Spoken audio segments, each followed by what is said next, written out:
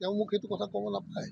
মই আজি একো বিচৰা নাই আৰু মই কোনো পলিটিকেল এম্বিশ্যন লৈ মই আজি দল ত্যাগো কৰা নাই। মোৰ মনৰ যিটো ক্ষোভ আছে সেইখিনি প্ৰকাশ কৰিলোঁ, কিন্তু মই নতুন এটা চিন্তাধাৰাৰে আকৌ অসমখনৰ সেৱা কৰিব পাৰোঁ নেকি এইটো চেষ্টা কৰিম। যদি কোনোবা ৰাইজে মোক সহযোগ কৰে, সমৰ্থন দিয়ে বা মোৰ ওচৰলৈ আগবাঢ়ি আহে, তেতিয়া মই কৰিম, নহ'লে নাই।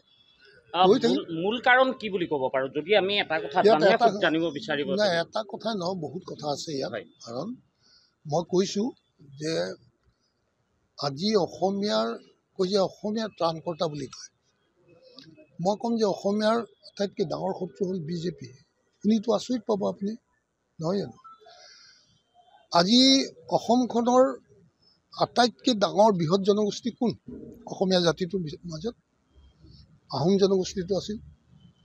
আৰু আহোম জনগোষ্ঠীটো 30টা 35টা 40টা চিটত সিঁচৰিত হৈ আছিল, ডিচাইডিং ফেক্টৰ আছিল। এই 30-40টাৰ পৰা এই আহোম জনগোষ্ঠীটো যোনপিনে যায় সেইপিনে অসমীয়া জাতিটোৰ উদগীৰণ হৈ আহে। নহ'লে আজি কোনটো সমষ্টিত কোনোবা এটা এনেকুৱা জনগোষ্ঠী আছেনে যাৰ হাতত সমষ্টিটোৰ সম্পূৰ্ণ অধিকাৰ আছে বুলি নাইকিয়া কৰি দিলে। জনগোষ্ঠীয় কোনো এটা জনগোষ্ঠীৰ কোনো এটা সমষ্টিৰ ওপৰত আজি অধিকাৰ নাই। কোনোবাই বিচাৰিব পাৰে, ক'ৰবাত টি গাৰ্ডেনৰ দুটাক দিব, আহোমৰ দুটাক দিব, কিন্তু জনগোষ্ঠীয় ভিত্তিত কোনো আজি টিকেট দাবীদাৰ হ'ব নোৱাৰে। গোটেই জনগোষ্ঠী চব ভাঙি চুৰমাৰ কৰিলে। আহোম কি হিন্দুত আছিলে? আহোম কমিউনিটিটোক দুৰ্বল কৰাৰ কাৰণ কি, উদ্দেশ্য কি? যে তেওঁলোকক দুৰ্বল কৰি দিলে কোনো আজি তেওঁলোকৰ হাতত মানে যিটো পলিটিকেল হেৰি থাকিব লাগে সেই বস্তুটো নাইকিয়া কৰি দিলে। আজি অসমীয়া ক'ত আছে? কোনটো জনগোষ্ঠী আজি প্ৰভাৱশালী জনগোষ্ঠী আছে অসমত? তাতে কোনে কৰিছে? অশোক সিংহল। তেনেকুৱা অশোক সিংহল আজি অসমৰ যিকোনো সমষ্টিত খাৰা হ'ব পাৰে, কিন্তু কোনো জনগোষ্ঠীৰ ওপৰত কাৰো ওপৰত অধিকাৰ নাই। আৰু বহুত জনগোষ্ঠীক দেখিছোঁ বেংগলী সমাজক বেংগলী হিচাপে দি দিছে।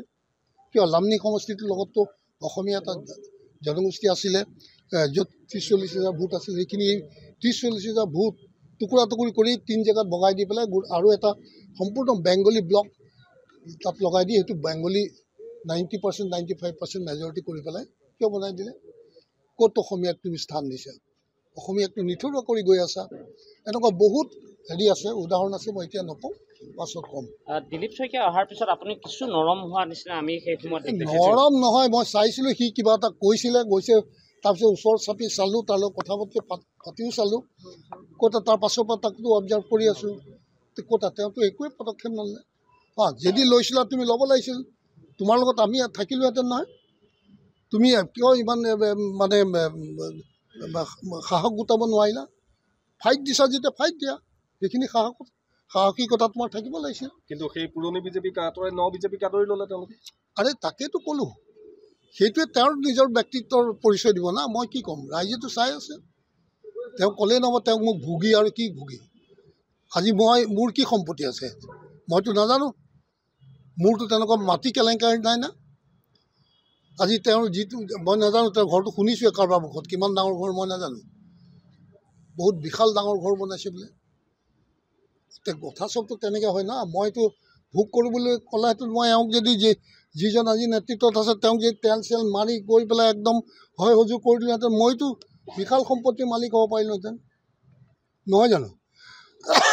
আজি যিমানসকল আছে তেওঁলোকে সেই উদ্দেশ্যে তেওঁৰ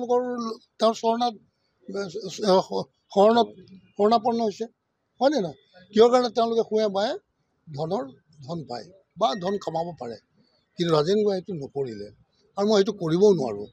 সেইটো মই কৰিব পাৰিলে মই আজি ক্ষমতাশালী হ'লোহেঁতেন হয়তো, আৰু ধন টকা পইচাৰো বহুত ধনী হ'লোহেঁতেন। ৰাজেন গোহাঁইৰ পৰৱৰ্তী পদক্ষেপ কি হ'ব? চাওক, মই এতিয়ালৈকে একো ভবা নাই। নিশ্চয় কিবা এটা মই চিন্তা কৰিম। আৰু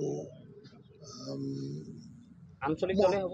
আঞ্চলিক দল মই চাওক, মানে ডেফিনেটলি মই হাগ্ৰামা মহিয়াক খুব ভাল পাওঁ, আৰু মই এইটো ভাবোঁ যে তেওঁৱে একমাত্ৰ অসম। BPF হ'ব পাৰে নেকি আপোনাৰ ওচৰত? নহ'ব বুলিও নকওঁ মই না। আৰু অন্যান্য আছে, কিন্তু অসম গণ পৰিষদক তেওঁলোকে নিজৰ স্বকীয়তা ৰাখিব নোৱাৰিলে। গতিকে সেই ভুল তেওঁলোকে যি কৰিলে, যাৰ কাৰণে আজি চবেই ভুগিব লগা হৈছে। চাই লওঁ, অকণমান বিচাৰ জুৰিটো বেয়া ল'ৰা নহয়, ভাল ল'ৰা। তেওঁ যদি আজি যিটো ব্যক্তিত্ব তেওঁ দেখুৱাইছে সেইটো যদি তেওঁ কণ্টিনিউ কেৰি ফৰৱাৰ্ড কৰিব পাৰে তেতিয়াহ'লে ডেফিনেটলি তেওঁ এজন ভাল লিডাৰ কিন্তু মই এতিয়ালৈকে একো সিদ্ধান্ত লোৱা নাই দলীয় কাৰ্যকৰ্তাৰ লগত আলোচনা কৰি কৰিম গোহাঁই নিজৰ নতুন দল হ'ব নেকি কেনেবাকৈ নাই তেনেকুৱা মই ভবা নাই হ'ব কিন্তু কথাটো হ'ল মুখ্যমন্ত্ৰীগৰাকীয়েও কয় যে দলৰ কথা কয় সাংগঠনিক ভেটি সবল কৰাৰ কথা কয় কিন্তু ক'ৰবাত সেই মুখ্যমন্ত্ৰীগৰাকীও আপোনালোকৰ পুৰণা নেতাসকলক সন্তুষ্ট কৰাত ক'ৰবাত বিফল হ'ল নেকি তেওঁৰ বিফলতা ক'ত নাই চব পিনেতো তেওঁ বিফল হৈছে আজি তেওঁ ভাবিছে যে মই অৰুণোদয় দি মই গোটেই মহিলাখিনি মোৰ বিফল এই যিমান চব মানে মহিলাই অৰুণোদয় পাইছে ন কোনো ভোট নিদিয়ে চাওক তাতেতো লাখ মহিলা আছে জুবিন অনুৰাগী মানুহটো বহুত আছে না গতিকে আপুনি যে বস্তু দি পেলাই যে তেওঁ ভোট পাব যে এইটো হেৰি নহয় সেইটো চাবচোন তেওঁলোকে গম পাব হ'ব দিয়ক